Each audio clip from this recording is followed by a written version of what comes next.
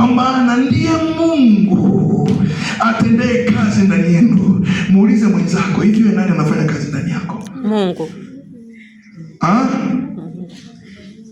Mungu akifanya kazi ndani yako, tutaona matokeo nje. Ndiye Mungu atendaye kazi ndani yenu. Ndiye Mungu atendaye kazi ndani yenu. Anayetenda kazi ndani yetu ni Mungu. Muulize tena yasikie, nani anatenda kazi ndani yako? Mungu.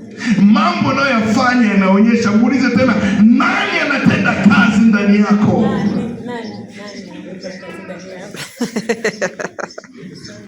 Unajua Mungu akitenda kazi ndani ya mtu utaona. Haizuiriki, haijifichi. Bwana Yesu asifiwe.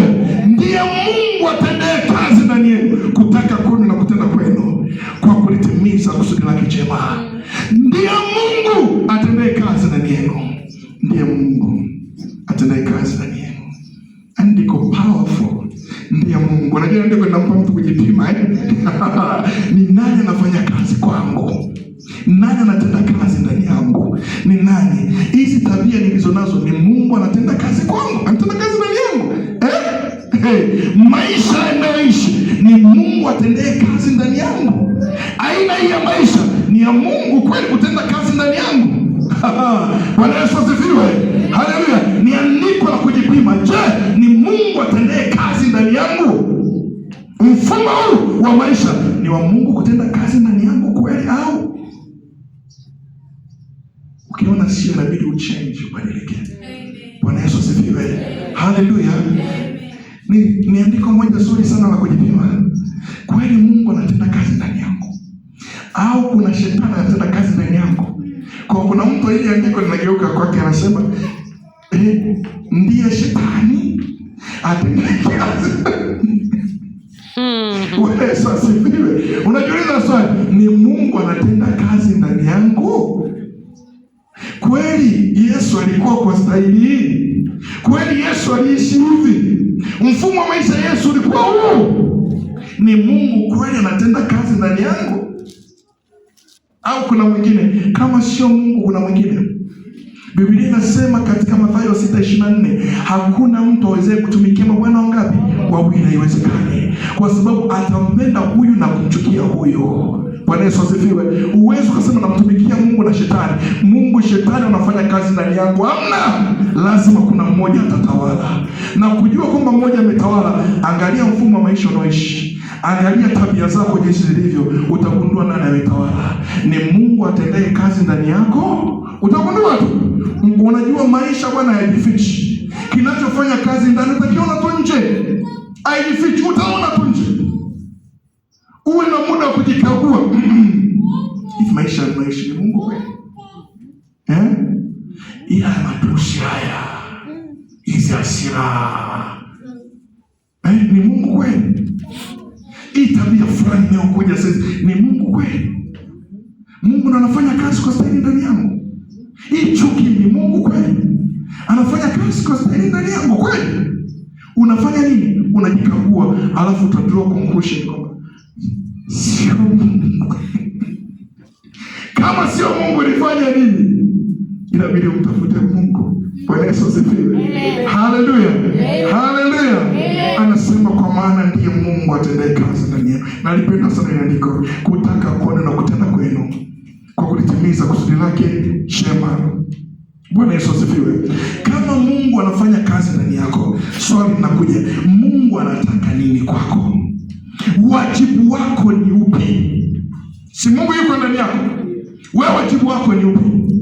Bwana Yesu asifiwe. Au Mungu anataka nini kwako? Mungu anataka nini kwako? Mungu anataka nini kwako? Au wajibu wangu mimi ni upi? Wajibu wangu mimi ndio naomfanya Mungu afanye nini? Atende kazi. Bwana Yesu asifiwe. Wajibu wako ni upi? Wajibu wako namba moja, lazima ukubali Mungu afanye kazi na mtu asiyekubali. Kubali kutumiwa na Mungu. Nikwambie sasa, pamoja na Mungu hawezi kufanya kazi bila mtu duniani, lakini Mungu hawezi kumlazimisha mtu kufanya naye kazi. Lazima mtu akubali. Mungu afanye kazi na mtu asiyekubali. Afanyi kazi, avuki mpaka wa maamuzi yako. Usipokubali afanyi. Anasema katika Isaya 1 ukianzia mstari wa 18 na 19, Isaya 1:18 na 19, anasema mkikubali na kutii mtakula mema ya nchi. Mpaka umekubali. Mungu afanyi kazi na mtu asiyekubali. Kubali kuwa mtumishi, kubali kuwa mtumwa wa Mungu. Bwana Yesu asifiwe. Mtumishi maana yake ni mtumwa, ni mtu ambaye yuko chini ya maelekezo, yuko chini ya mapenzi ya mtu fulani, sio chini ya mapenzi yake. Kubali kuwa mtumwa wa Mungu, kubali Mungu akutumie. Bwana Yesu asifiwe. Haleluya. Kubali, kwa sababu huwezi kufanikiwa bila Mungu. Huwezi kufanikiwa bila Mungu. Pasipo Mungu huwezi kufanya jambo lolote lile. Huwezi kufanikiwa bila Mungu.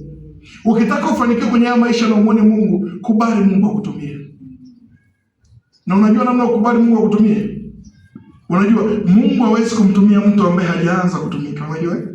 Unapotaka kufanya kazi na Mungu ni hivi, unaanza wewe, alafu yeye anaanza kukutumia. Sasa wengi wao wanakaa, wana maombi, wanafunga na kufunga.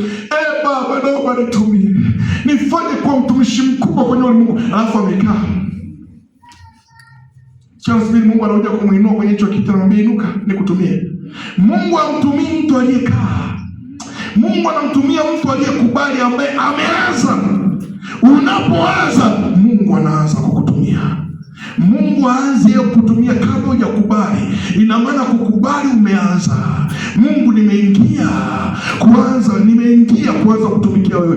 Nimeingia kuanza kupokea maelekezo kutoka kwako. Nimeingia kuanza kufanya kile kitu Mungu unachotaka mimi nifanye nini? Nifanye.